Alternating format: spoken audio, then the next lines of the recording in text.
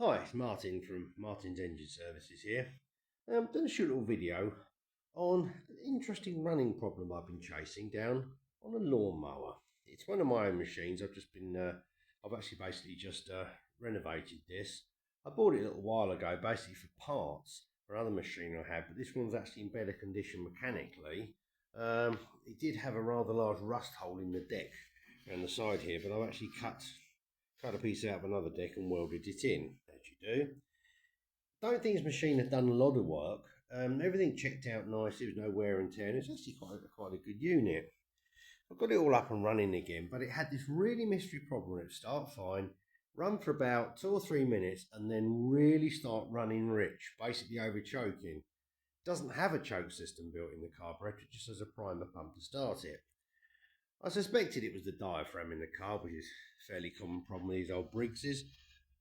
Diaphragm sits in the bottom of the carb here, between there and the fuel tank, and it's got a little valve inside, which basically flaps up and down as the engine runs.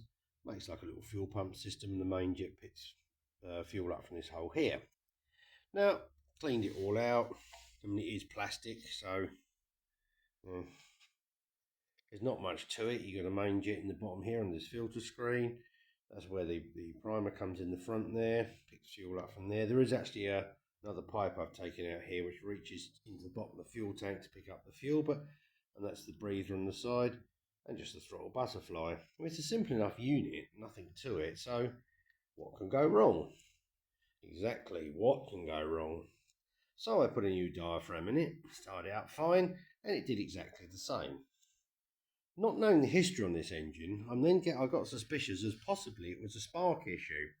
So I have a spare one of these engines minus the carb, so I swapped the ignition coil over and tried the plug. It's fine, compression's good. I've given it a decoke and all the rest of it, so that's all good. The piston's in good order.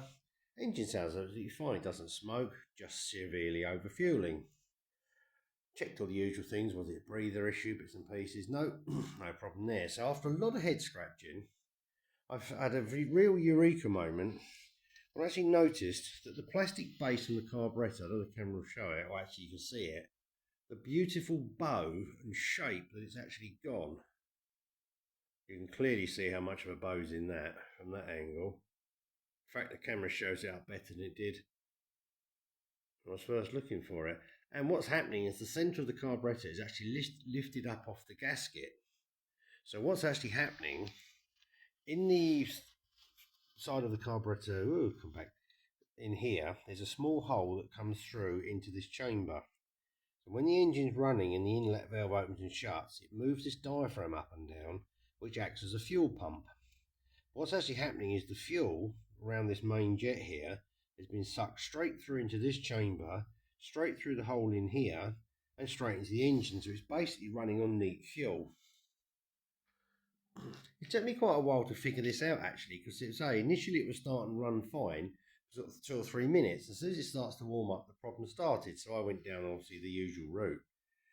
It's only a single cylinder engine, obviously, a simple side valve Briggs. How hard can it be to get it running right?